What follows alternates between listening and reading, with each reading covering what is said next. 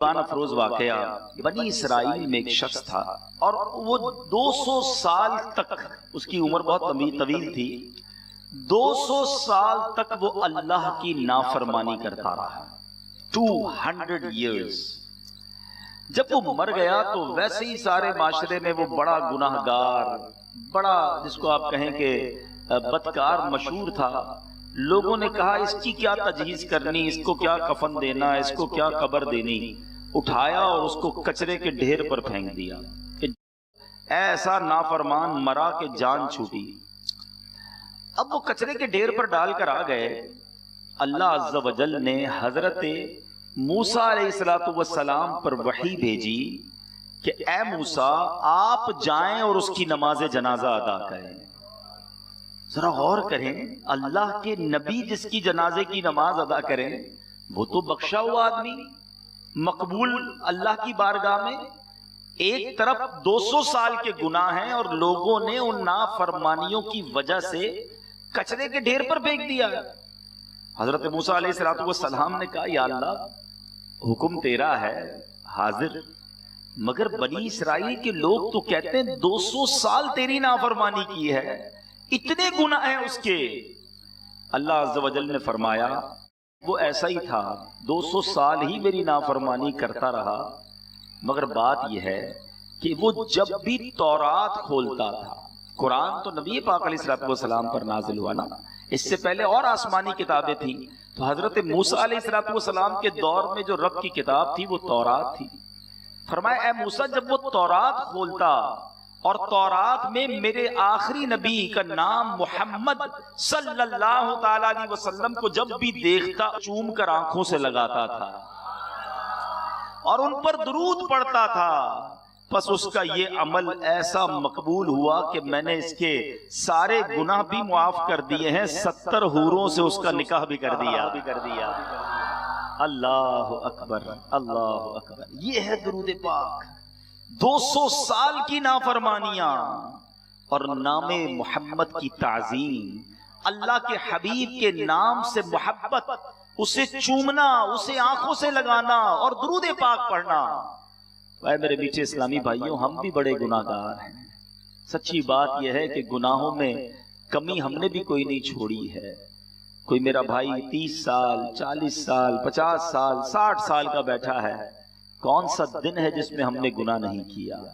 سیدی اعلیٰ حضرت لکھتے ہیں نا، ہم نے خطا میں نہ کی، تم نے عطا میں نہ کی، آقا ہم نے خطا میں نہ کی، تم نے عطا میں نہ کی، کوئی کمی سرورا تم پہ کروڑوں روڑوں، کر کے تمہارے گناہ مانگے تمہاری پناہ۔ یہ بڑی عجیب بات ہے، ذرا اس شعر کو سمجھیے گا، ایسا ہوتا نہیں دنیا میں، بندہ کسی کو اللہ نہ کرے تکلیف پہنچائے پھر جا کے کسی اور سے پناہ مانگتا ہے کہ بچا لو مجھے اس سے، مجھے چھپا لو، مجھے بچا لو، ہیلپ کرو میری، وہ بندہ مجھے مار دے گا کیونکہ میں نے اسے تکلیف پہنچائی ہے۔ مگر آقا کا دربار وہ ہے کہ کر کے تمہارے گناہ مانگے تمہاری پناہ، تم کہو دامن میں آ، تم پہ کروڑوں درود۔ اور ایسے مجرم ہیں کہ ہمیں کون پالتا، ہمیں کون رکھتا، گندے نکمے کمین، مہنگے ہوں کوڑی کے تین، کون ہمیں پالتا، آقا تم پہ کروڑوں درود۔ نبی پاک کے سوا کون ہے جو ہمیں نبھاتا، ورنہ ہم جیسے ناقص ناکارہ اور گناہگار تو مارے جاتے۔ اب درود پاک ایک ایسا وظیفہ ہے، اگر اس کو حرز جاں بنا لیا جائے، اس کو زندگی کا دستور بنا لیا جائے، چلتے پھرتے اٹھتے بیٹھتے درود پاک پڑھتے رہیں۔ نبی پاک ہمارے آقا بھی ہیں، ہمارے محسن بھی ہیں، ہمارا سب کچھ ہیں، ہمارا مان بھی ہے، ہماری جان بھی ہیں اور ہمارا ایمان بھی ہے۔ مگر ایک بڑا پرابلم یہ ہو گیا ہے، یقیناً ایمان تو کمپلیٹ ہی نہیں ہوگا نبی پاک سے محبت کے بغیر۔ شاعر لکھتے ہیں نا، محمد کی محبت دین حق کی شرط اول ہے۔ یہ بڑی گہری بات ہے۔ which condition is very first؟ سب سے پہلی کنڈیشن کیا ہے؟ دیکھیں، لا الہ الا اللہ کہنے والے تو بہت سارے ساری دنیا میں، اللہ ایک ہے، بہت سارے مذہب کے لوگ کہتے ہیں، مسلمان نہیں ہے وہ۔ تو پتا چلا کہ محمد الرسول اللہ صلی اللہ تعالی علیہ وسلم کوئی نہ کہے دل کی تصدیق کے ساتھ، نبی پاک کو اللہ کا نبی اور آخری نبی نہ مانے اور محبت رسول دل میں نہیں، وہ مسلمان نہیں ہے۔ یاد رکھیے گا، منافقین بھی تو تھے، مکے میں بھی تھے، مدینے میں بھی تھے، نبی پاک کے دور میں تھے، کلمہ بھی پڑھتے تھے۔ صرف کلمے سے بھی ایمان نہیں ہوگا، کلمہ پڑھے اور دل میں عشق رسول نہیں، دشمنی ہے، بغض ہے، وہ بھی ایمان والا نہیں ہے۔ محمد کی محبت دین حق کی شرط اول ہے، اسی میں ہو اگر خامی تو سب کچھ نامکمل ہے۔ تو یہ بڑی امپورٹنٹ بات ہے۔ اب پرابلم یہ ہے کہ آج کے دور میں سرور کائنات علیہ الصلوۃ والسلام کے بارے میں اب جانتے بہت تھوڑا ہے۔ کلمہ تو پڑھ لیا، نعتیں بھی سنتے ہیں، اجتماع میں بھی آتے ہیں، لائٹیں بھی لگاتے ہیں، پرچم بھی لگاتے ہیں، لنگر بھی کرتے ہیں، بہت اچھی بات ہے، جلوس میں جاتے ہیں، بالکل ٹھیک ہے، جانا چاہیے، مگر جس نبی کے غلام ہیں ان کی سیرت کے بارے میں کتنا جانتے ہیں؟ ان کے بارے میں ہمیں کیا کیا معلوم ہے؟ ہمیں بہت ساروں کے بارے میں بہت ساری باتیں پتہ ہیں۔ بدقسمتی یہ ہے کہ آج کے نوجوان سے پوچھو کہ بتائیے نبی پاک کی مکی زندگی کتنی تھی، مدنی زندگی کتنی تھی، پیارے آقا علیہ الصلوۃ والسلام کے کچھ خاندان کے بارے میں بتائیے، نبی پاک نے اعلان نبوت کب کیا، پہلی وحی کب آئی، پیارے آقا علیہ الصلوۃ والسلام جو ہیں ان کے قریبی صحابہ کون تھے، غزوہ احد، غزوہ بدر، یہ سب کیسے ہوا؟ تو شاید بہت بڑی تعداد کو یہ ساری باتیں پتہ نہیں ہیں۔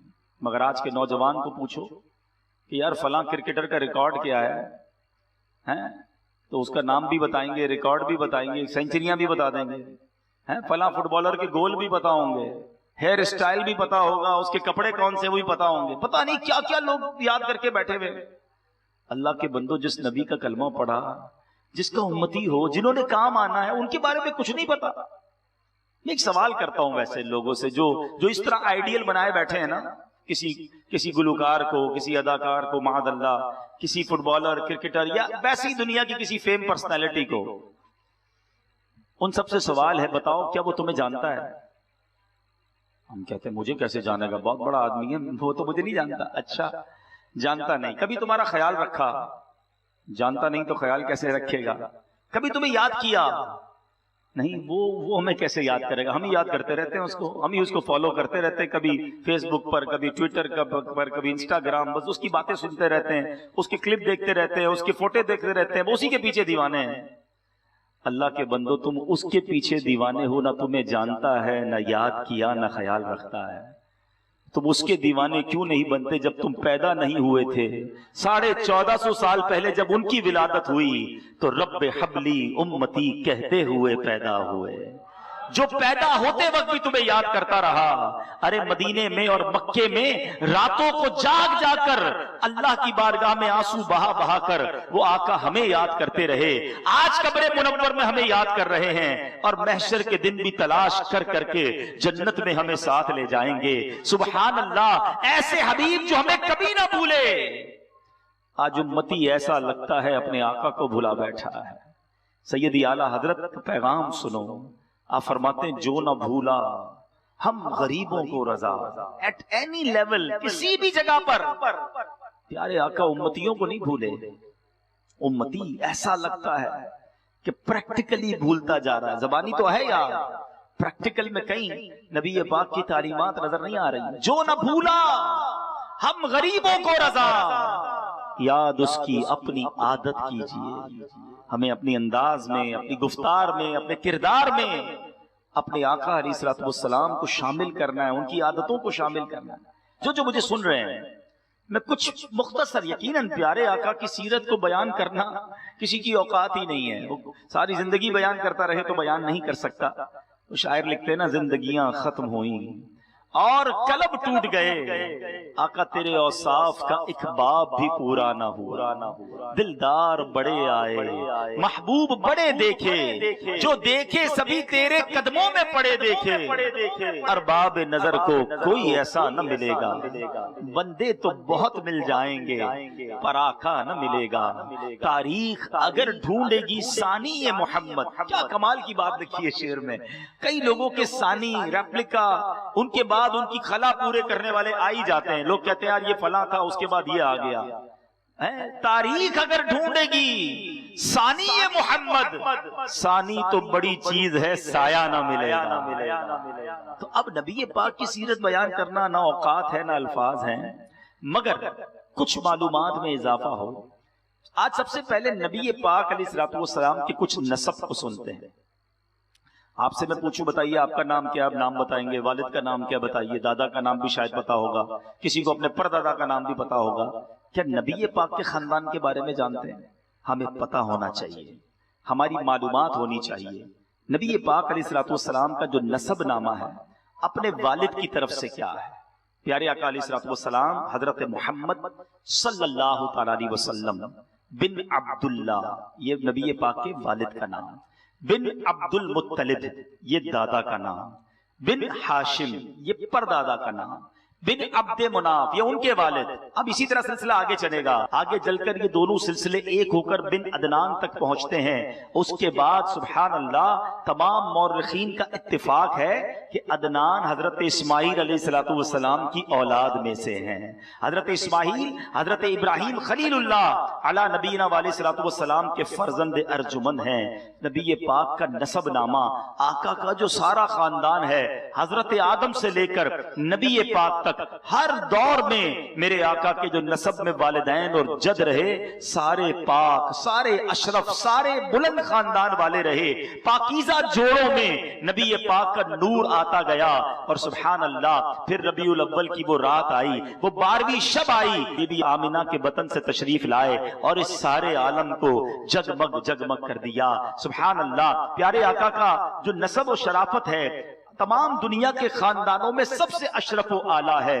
اور یاد رہے حضرت ابو سفیان ایمان نہیں لائے تھے، تو اب اس وقت کفر کی حالت میں بادشاہ ہرقل دوم کے جب دربار میں گئے تو اس حقیقت کو اعتراف کیا، یعنی دشمن بھی مانتے تھے، اس وقت وہ دشمنوں کی طرف سے آئے تھے، مگر بادشاہ کے دربار میں کہتے ہیں یہ محمد یعنی نبی جو ہیں یہ عالی خاندان والے ہیں، نبی پاک کے خاندان پر دشمن بھی انگلی نہ اٹھا سکتا تھا۔ پیارے آقا علیہ الصلوۃ والسلام نے خود فرمایا، مشکات شریف کی حدیث ہے، سرور کائنات فرماتے ہیں اللہ تعالیٰ نے حضرت اسماعیل کی اولاد میں کنانا کو برگزیدہ بنایا۔ One of the top level کے جو لوگ تھے حضرت اسماعیل کی اولاد میں وہ کنانا تھے۔ کنانا سے قریش کو چنا اور قریش میں سے بنی ہاشم کو منتخب فرمایا اور بنی ہاشم میں سے مجھ کو چن لیا۔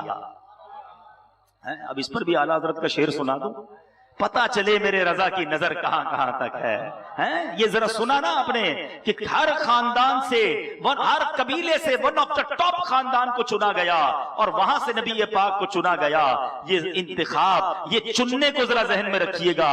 اعلیٰ حضرت کہتے ہیں ذات ہوئی انتخاب، وصف ہوئے لاجواب، ذات ہوئی انتخاب، وصف ہوئے لاجواب، نام ہوا مصطفیٰ، تم پہ کروڑوں درود۔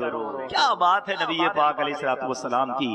نبی پاک جیسا دنیا میں نہ کوئی آیا ہے نہ کوئی آئے گا، رب نے بنایا ہی ایسا ہے اپنے حبیب کو کہ پھر اس کی کوئی مثال ہی دنیا میں نہیں ہے۔ شاعر لکھتے ہیں نا، ایڈا سونا نبی کوئی دنیا تے آیا نہیں، یار اے ہو جیا کوئی رب نے بنایا نہیں، یار اے ہو جیا کوئی رب نے بنایا نہیں، دید میرے نبی دیے رب دا نظارہ، دید میرے نبی دیے رب دا نظارہ، قسم خدا دی مینو سب نالو پیارا پیارا پیارا۔ رب دا نظارہ، یہاں بھی کسی کو غلط فہمی نہ ہو، اللہ کی جو شان ہے، اللہ کی قدرت کا جو مظہر ہے، رب کو تو ہم نہیں دیکھ سکتے نا، تصویر کو دیکھیں تو پتا چلتا ہے مصور کیسا ہوگا،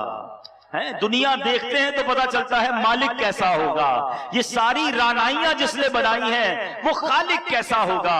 سبحان اللہ۔ تو بہرحال اب یہ قریشی کہلاتے ہیں آقا علیہ الصلوۃ والسلام، ٹھیک ہے نا، سب کو پتا ہے، مگر یہ قریشی کیوں کہلاتے ہیں اور قریش تھا کون جس کی وجہ سے نبی پاک قریشی کہلایا؟ میں بڑی بیسک باتیں آج بتانے آیا ہوں تاکہ یہ بڑی بیسکس ہیں جو ہمیں پتا ہونی چاہیے۔ یاد رہے کہ نبی پاک علیہ الصلوۃ والسلام کے جیسے میں نے کہا کہ سارے ہی آباء و اجداد پاک صاف بڑے بلند مرتبے والے، مگر ان میں ایک جو حضرت فہر بن مالک تھے، یہ نبی پاک علیہ الصلوۃ والسلام کے حضرت فہر بن مالک بنتے ہیں پردادا، ٹھیک ہے، تھوڑا سا آگے جا کر اب فہر بن مالک یہ ہیں، یہ ان کا لقب قریش تھا اور ان کی اولاد قریشی کہلاتی تھی یا قریش کہلاتی تھی۔ فہر بن مالک قریش کیوں کہلایا؟ اس کی وجہ یہ تھی کہ قریش ایک سمندری جانور کا نام ہے جو چھوٹے چھوٹے جانوروں پر غالب آ جاتا تھا۔ یہ بڑے شجاعت والے تھے، بڑے بہادر تھے، اور اپنی وجاہت اور اپنی شجاعت کی وجہ سے سارے قبائل عرب پر غالب آ جاتے، اس لیے آپ کو قریش لقب مل گیا اور آپ کی اولاد جو ہے وہ قریشی کہلائی۔ تو پتہ چلا فہر بن مالک جو تھے وہ قریش کہلائے اور اس کی وجہ سے ان کی اولاد اور پورا قبیلہ قریشی بن گیا۔ اچھا، اسی طرح ہاشم کیوں کہتے ہیں بھائی، اور کس کی وجہ سے نبی پاک ہاشمی ہیں؟ چلے یہ بھی آج سمجھ لیں۔ پیارے آقا کے پردادا ہاشم، فہر بن مالک بھی نبی پاک کے آباء و اجداد میں سے تھے، مگر پردادا تھے ہاشم۔ ہاشم ان کا نام نہیں تھا، ان کا نام تھا عمر۔ بڑے سخی تھے، بڑے بہادر تھے، غریبوں کی مدد کرنے والے تھے۔ ہاشم کا ترجمہ ہے کہ روٹیوں کا چورا کرنے والا۔ ہوا یہ کہ حج کے دنوں میں حاجی آئے، کھانا کم تھا، آپ نے بہت ساری روٹیاں منگوائیں، اس کا چورا کیا، اونٹ کے گوشت کا شوربہ بنایا اور روٹیوں میں اس شوربے کے ساتھ سرید بنایا اور حاجیوں میں تقسیم کرنا شروع کر دیا۔ نبی پاک کا سارا گھرانہ ہی سخی ہے، جو تم سے نہ مانگوں تو پھر کس سے مانگوں، آقا تمہارا تو سارا گھرانہ سخی ہے۔ تو اب یہ جو ہاشم تھے جن کا نام عمر تھا، ان کا نام اس وجہ سے روٹیوں کا چورا کر کے حاجیوں میں تقسیم کرنے کی وجہ سے ہاشم پڑ گیا، اور آپ کی اولاد جو ہے وہ پھر ہاشمی کہلائی۔ تو پتہ چلا کہ ہاشمی اور قریشی جو نبی پاک کو کہا جاتا ہے، اس کے پیچھے کیا وجہ ہے۔ عبد المطلب یہ نبی پاک علیہ الصلوۃ والسلام کے دادا، ٹھیک ہے، اور ان کا اصلی نام شیبہ ہے۔ بڑے نیک، نفیس اور عابد و زاہد تھے۔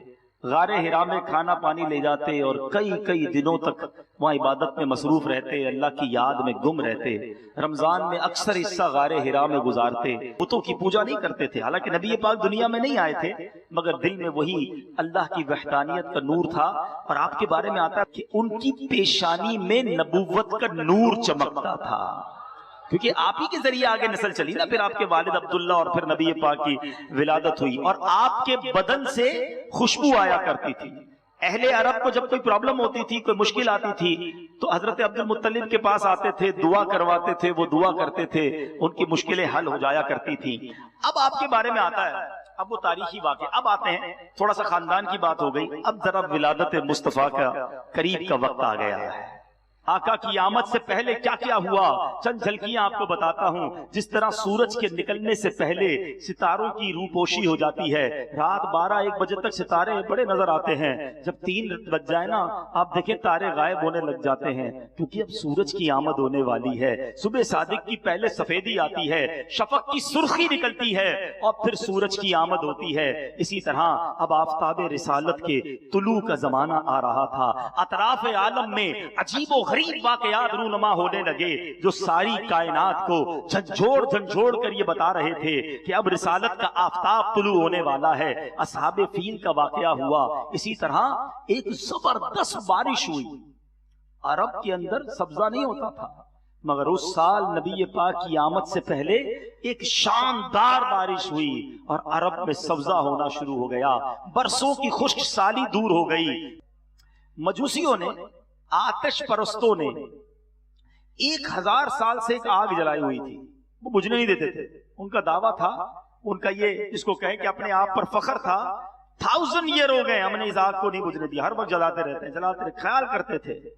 آقا کی ولادت سے پہلے 1000 سال والی آگ بھی بجھ گئی۔ پھر کسرا کے محل میں زلزلہ آیا، بڑے بڑے کر و فر والے فرعون کا ذہن رکھنے والے ان کے محلوں میں زلزلہ آیا۔ اسی طرح ہمدان اور قم کے درمیان 6 میل لمبے چوڑے بحر ساوا کا یکایک خشک ہو جانا، کوفہ اور شام کے درمیان وادی میں سبابہ کی خشک ندی کا جاری ہو جانا، یہ سب کائنات کو ایک خوشخبری دی جا رہی تھی کہ مبارک ہو وہ شاہ پردے سے باہر آنے والا ہے۔ मुबारक हो वो शाह पर्दे से बाहर आने वाला है, गदाई को जमाना जिसके दर पर आने वाला है। सुभान अल्लाह। सरकार की आमद, आका की आमद, हुजूर की आमद, पुरनूर की आमद, अव्वल की आमद, आखिर की आमद, प्यारे की आमद, सरवर की आमद। मरहबा या मुस्तफा, मरहबा या मुस्तफा। अब नबी पाक अलैहिस्सलाम 12 रबीउल अव्वल का दिन है। सुबह को भी नवाजा, रात को भी नवाजा। उलमा ने बड़ी डिबेट की है कि प्यारे आका दिन के वक्त पैदा क्यों नहीं हुए, रात के वक्त पैदा क्यों नहीं हुए। कहा दिन के वक्त पैदा होते तो रात महरूम रह जाती, रात के वक्त पैदा होते तो दिन महरूम हो जाता। सुबह सादिक का वक्त वो है कि रात भी जा रही है और सुबह भी आ रही है, रहमतुल लिल आलमीन है ना। उलमा ने कहा कि नबी पाक जो है वो पीर के दिन क्यों पैदा हुए। जुम्मा का दिन अफजल है, मुबारक है, सरदार कहा गया। कमाल की बात, उलमा ने हिकमत, अल्लाह की हिकमत रब जाने। फरमाया जुम्मे के दिन पैदा होते और कोई जुम्मे के दिन की ताजीम करता तो लोग कहते जुम्मा तो पहले ही ताजीम वाला था। अलग से दिन हो ताकि अलग से ताजीम की जाए। तुझे यक ने यक बनाया, तुझे यक ने यक बनाया। और पूछो आला हजरत से, पीर को दिन को फारसी में कहते हैं दोशंबा। आला हजरत कहते हैं वाकई जुम्मे का दिन बड़ा इबादत वाला है, बड़ी रहमत वाला है, गुनाहगारों की बख्शिश वाला है। अल्लाह अल्लाह। मगर आला हजरत कहते हैं मैं बताता हूँ पीर का दिन क्या है। फरमाते हैं जुम्मे मक्का था ईद अहले इबादत के लिए, जुम्मे मक्का था ईद अहले इबादत के लिए। मुजरिमों आओ यहाँ ईद दोशंबा देखो, आओ मदीने में पीर के दिन का नजारा देखो। आका हर पीर को रोजा रखते।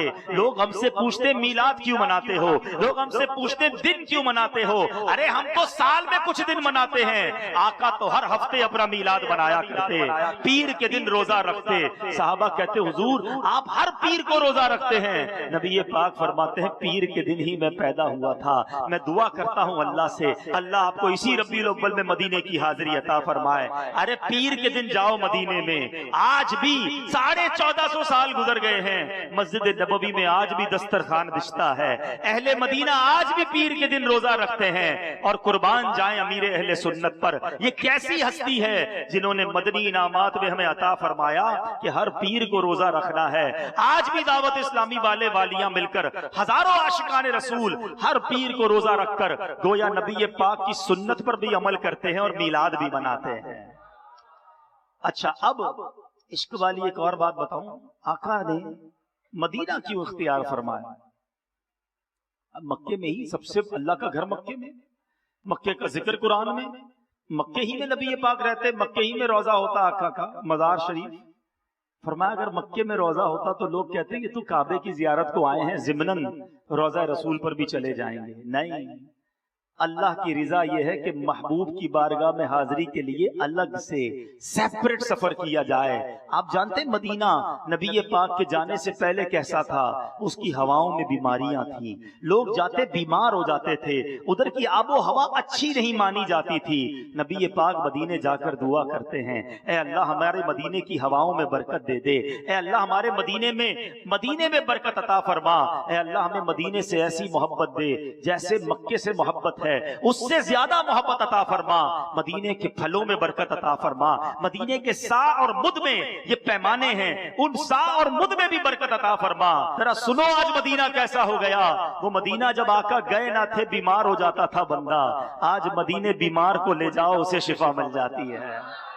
पहले मदीने की हवा में बीमारी थी, नबी पाक ने कदम लगा दिए, मदीने के गुबार में भी शिफा हो गया है। मौलाना हसन रजा खान साहब का शेर है ना, फरमाते न हो आराम जिस बीमार को सारे जमाने से। सारे हॉस्पिटल घूम लिए हो ना, सारे इलाज करा लिए हो, अब किधर जाएं। نہ ہو آرام جس بیمار کو سارے زمانے سے اٹھا لے جائے تھوڑی خاک ان کے آستانے سے۔